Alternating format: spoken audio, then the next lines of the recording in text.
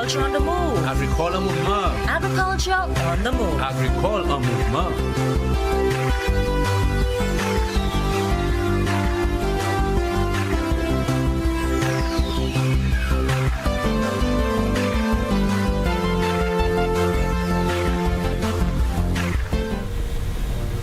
Hello again, St. Lucia.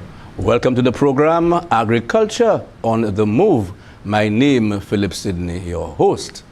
Today we are discussing Lucian Blue Ocean Seafoods. Does that ring a bell? We are long awaiting to see this facility bring us joy. And with me is the director and owner, Miss Karen Fontenelle. Madam, thank you for being here to bless us with your presence on the program. Welcome to Agriculture on the Move. Thanks for having me, Sydney. Great. Karen, you began this, operated this facility sometime in 2019. And I've always asked myself the question, what gave you the urge, the drive in an environment that is charged with competitiveness? Why did you go into this? Challenges. Okay, you have a week. Okay, so I love a challenge. When you look back at my history, where I started my professional life, I've always taken on a job that I know absolutely nothing about. So I love a challenge. I love to take something from its infant stage, not necessarily that the fisheries was in an infant stage, but it was closed. And a colleague of mine who was working in the industry for another company, fishing company, fish processing company, told me that that company may be selling out.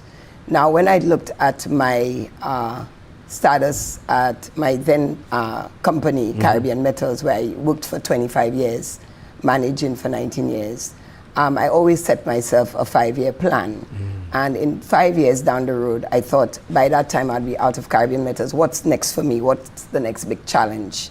So when my friend told me about this fishing company that was closed and I may want to take it over, he was actually managing it. I decided to inquire. At the point I did not take it over. There were some challenges with that said company. I didn't take it over at the time, but I always said that it is something that I didn't mind, an area I didn't mind getting into because of our food sustainability and what it means to St. Lucia to have a fishing industry.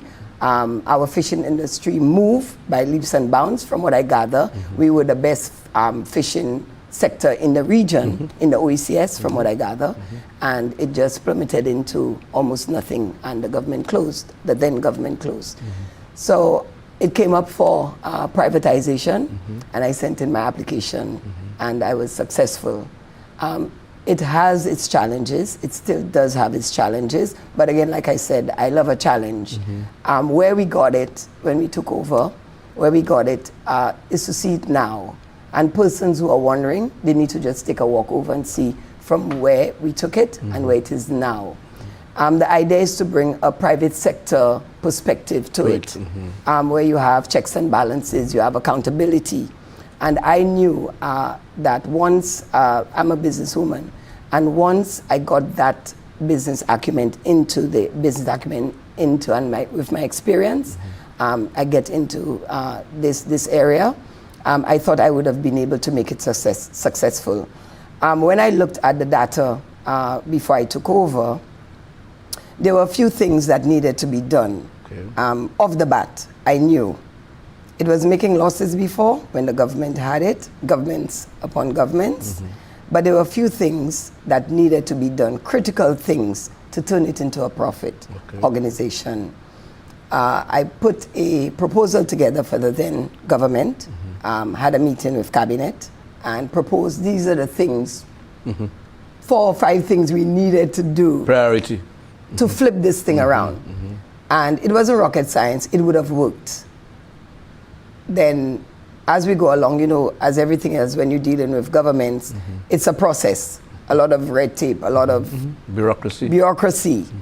So that's why it took a while for us to really get off the ground. And when we did, COVID hit. So that COVID wasn't nice to us. COVID hit, so we were struggling.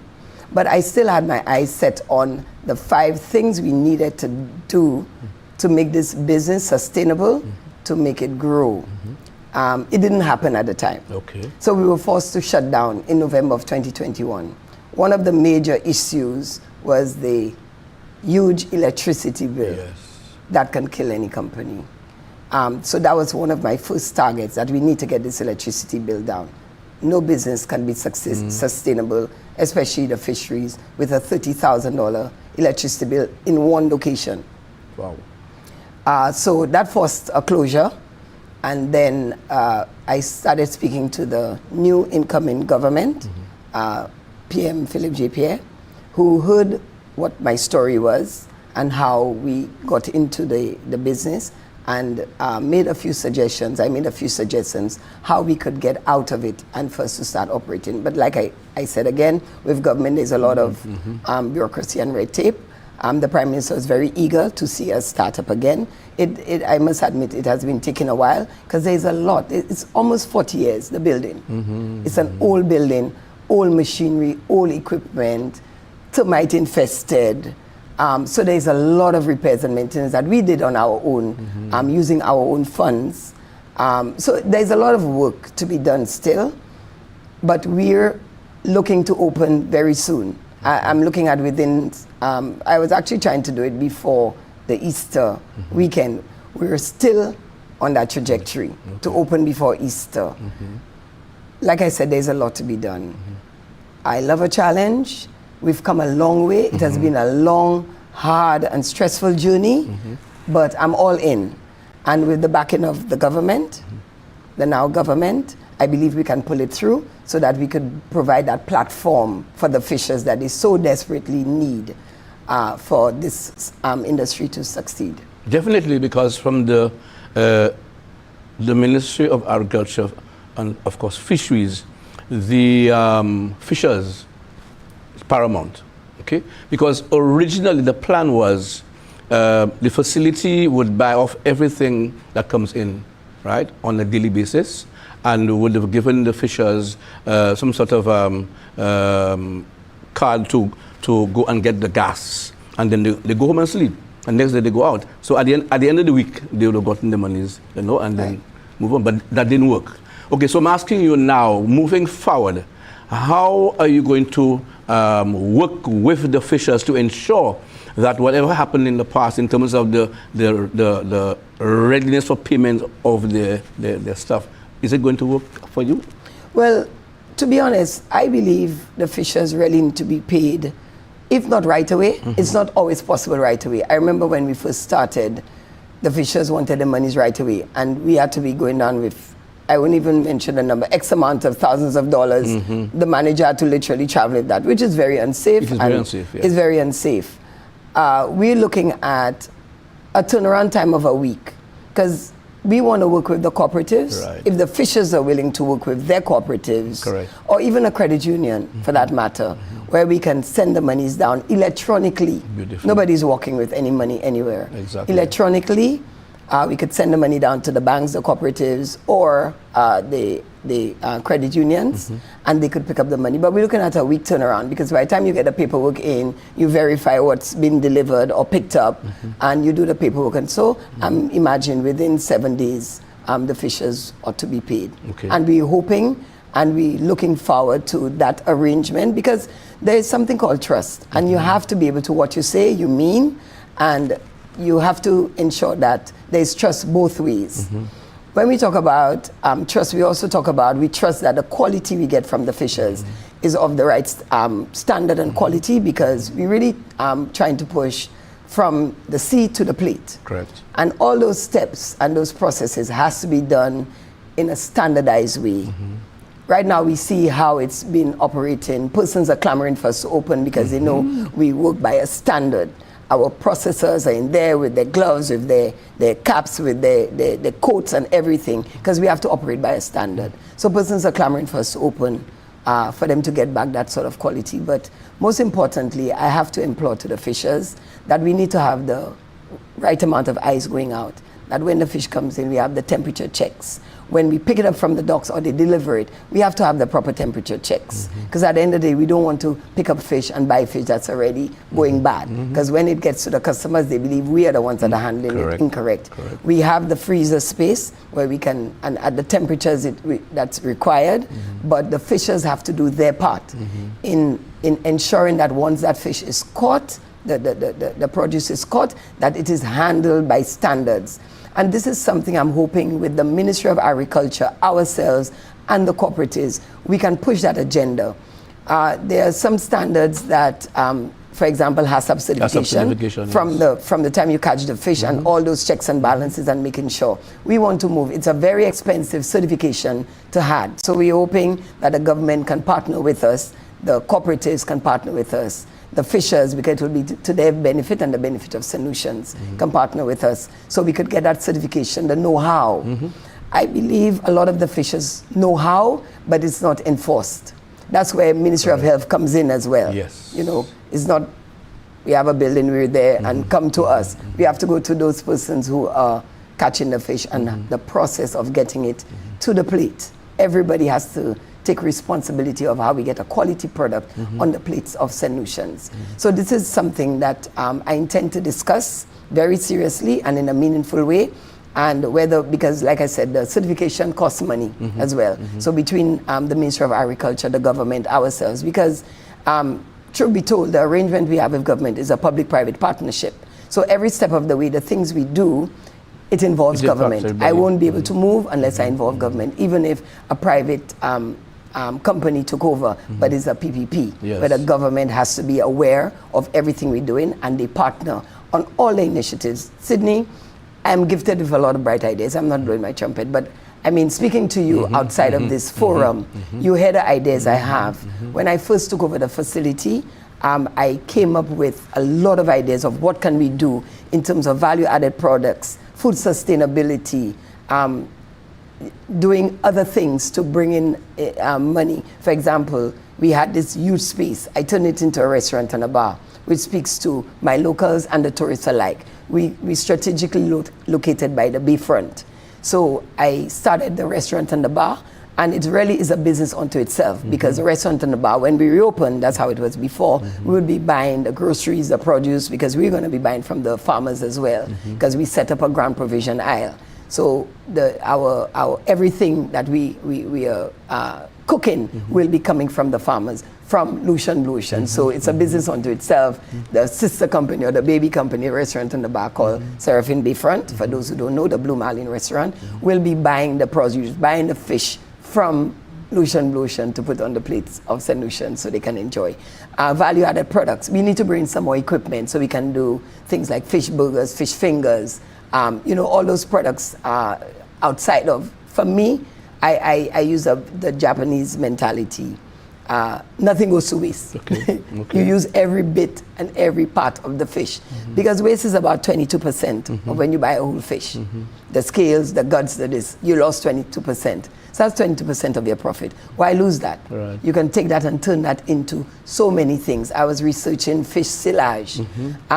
What you do, you turn all the guts and all these things that the fishers throw into the sea, back in the sea, which is not good. They have it on the docks, it's turned smelly. You can gather up all that, the fish guts and the fish waste, and turn it into silage, where you do animal feed. So that's another pilot project we want to start alongside the Ministry of Agriculture. We're hoping to get the previous PS, Barrymore, talked about giving us some land to do that. Not transferring land, but providing some land for us to do that fish silage. So we want to do a pilot project with that. And I know fish silage is something that's big.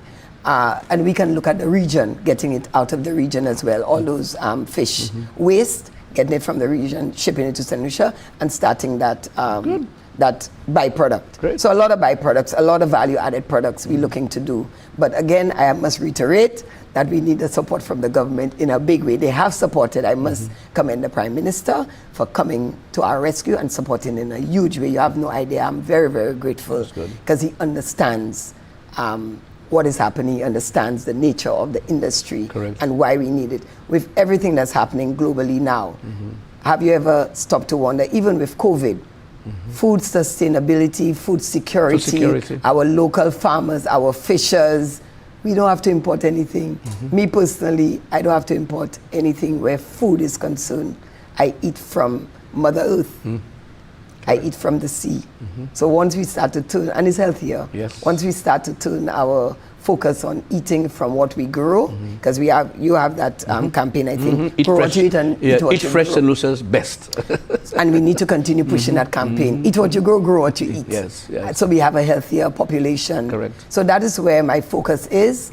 I am not sleeping. Yep. I'm up every night, 3 hours of the morning, thinking of what's the next best thing to grow that industry, so the fishers continue to have a platform. I continue to employ people, because that's what it's about, employing people, so they can feed their families as well. They can bring home a paycheck to their families, and make them owners of what we're doing as well. So there are lots of ideas. I won't share some now. I'm sure you'll bring back on the program Of course, as definitely. we progress. Yes, and definitely. once we open. But that's really, in a nutshell, that I took on the challenge, and knowing that I was going to leave my 25-year-old job, Caribbean Metals, at some point, and took on that challenge, and I'm with it. I'm all in. Wow. And it's been stressful. It's been a journey, but I'm sticking with it. Your boots are on. My boots are on, and I'm Definitely. sticking with it with my guns blazing.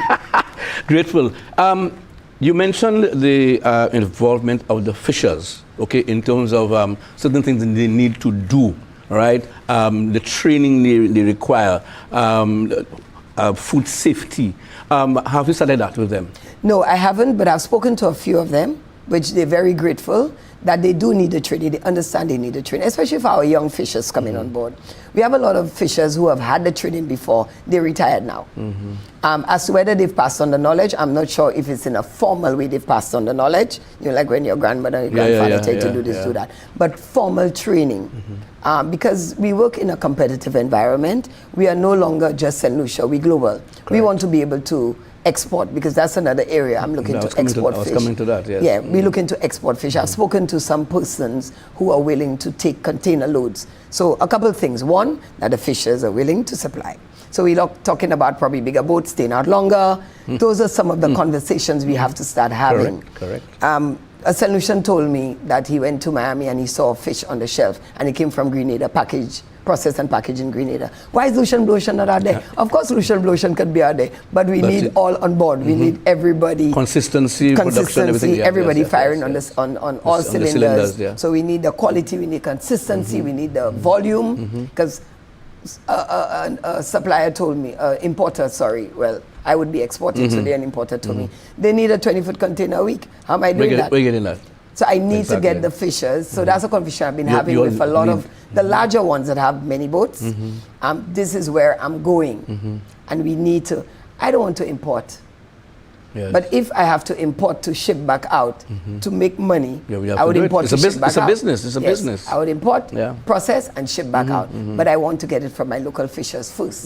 So they have priority to supply me. So export for me, that's where my eyes are set. The local market, yes, we'll supply the local market. We'll sell what we have, but export is where my eyes are on. Okay. But that is going to grow the industry. Beautiful. Yeah, but it's a conversation I've been having with a few of the fishers. They are on board, but they have to be in a state of readiness. They have to be. Ministry of Agriculture need to get involved a lot more with the fishing sector. The technical people have to be involved to ensure that they work with them. Persons often say, when they talk about agriculture, they're only hearing about farmers. The farmers we love. It's agriculture and fisheries. Fisheries. A lot of the focus needs to be on fisheries as well. Now that we're reopening as well, a lot of I know the Ministry of Agriculture and the government have been doing a lot of putting ice machines and rehabilitating wrong St. Lucia. Yeah, and rehabilitating the landing sites, which I thought was deplorable. There's no way I'm going to be coming. We're getting there. We're getting there. So we're getting there. So it's a conversation we have to have now. Where do we go from here? Yes. How serious we are about the industry. I'm not a fisher. I knew nothing about fishing or whatever. I'm a businesswoman. And I'm serious when I do what I do. So I'm very serious about what I do. I spend days and nights, wee hours of the morning, staying up to ensure that why I stay up, there's a reason behind it. And I'm not staying up for joke. So I'm very serious about it, and I hope our stakeholders and our partners are serious as I am, because I'm going to push them. I'm going to push every single one of them for us to make this industry the best in the region, our local fishing industry. Okay. Your hours of opening, people have a question, can you open a little later for those persons who are leaving work? Because people want to only leave work, say 5:30, 6 o'clock. The place is closed. Yes. So are you thinking of that? Yeah, our opening hours are actually going to be from 7 a.m. And the reason we have restaurants and those other local persons we supply, they would like to pick up their produce, their fish and whatever. We have a little mini mart there as well. I know. I wouldn't say a little, we want to grow it bigger than that. So we have a mini mart there. So persons who want their produce, their things to cook, the restaurants, that they can come in from 7 o'clock. And we're pushing to close anywhere between 6 and 7. For now, we'll start at 6. We can push to 7 because, again, we have the restaurant and the bar that will be open later in the evening during the week, 8, 9. On a Friday, we open up to 1, 2 o'clock. So the restaurant and the bar, so they'll be live there. So we can go as late as 7 o'clock, even 8 o'clock if we have to, maybe on holidays, closer to the holidays like the Easter, Christmases, we can go later on. And what it also does, I realize, that you create new jobs for other persons, like the kids from school. They come and they break a job. Those obviously of working age. After school, they can come and work for 3-4 hours. Because you have your substantive staff from 7 to 3, which is an 8-hour shift. And then you have school leavers at 3 o'clock, 3 to 6, 3 to 7. Why are we not promoting that a lot? All right. You know, when you look at places like the US, a lot of those college students and high school students, they break a job after school. You know, that's how they earn their little monies, their little transport. So we're trying to push that we can aim for school leavers to come and do that 3-4 hours in the afternoon. You know, to turn them into business people. So we are going to open longer hours for sure. Prior to holidays, on the heels of holidays, we'll open a little longer. But yet opening hours is something that we're looking at. Opening longer, yeah, for sure. There are other activities that complement Blue Ocean. And one of those I know is our Independence Seafood Festival. That's good. And that has worked quite well for you. Yes. Moving forward, we know that's a staple, but I'm thinking of other activities that can complement. I remember we were looking at the Friday. Friday. So moving forward, what other events you believe you can come in to collaborate with other stakeholders to ensure this happens? Yeah, so Friday was a good initiative. You were part of it, Sydney. COVID hit, so we've never gotten back. The idea behind Friday, and we call it Friday, meaning Friday by the Bay. By the Bay, yes. So it's called Castries Friday. Yes. So really, not competing with the Grizzly Friday night, but we're offering another location to our patrons. Many a time people talk about driving all the way to Grizzly. You know, the traffic is really a stressful thing now. Going all the way up to Grizzly just to get some barbecue fish, some grilled fish, and so we have persons from in and around the environment, like Enchipo, 𝐀𝐠𝐫𝐢𝐥, Bexon, The Mon, La Clary, Sunny Acres, you know, just a closer environment. A lot of people. So they're happy for us opening a little later on in the evening, the restaurant and the bar. And when we started Friday, they were like, gosh, that's a great idea, you know. But I want to do it I like grande. I know. So I want to do it in a grande way, but we will creep before we walk. Right. So Friday we started off with, we had a stage and we had a few local artists. What we really want to do is to involve the cooperatives closest to us, which is the Castries cooperatives. And in recent times, I understood they're really overseeing the bananas, bay fishers, and the ancillary fishers. I wasn't aware as far as ancillary. So I implored them to start getting them back under their wings, start reaching out to them, because I think it's important that, you know, in numbers, you are stronger in numbers. Correct. So what I would really like to do is extend it to the cooperatives, those persons, if not the fishermen themselves, but the fishermen, their wives, their kids, whoever, operate in the space, because that's our space.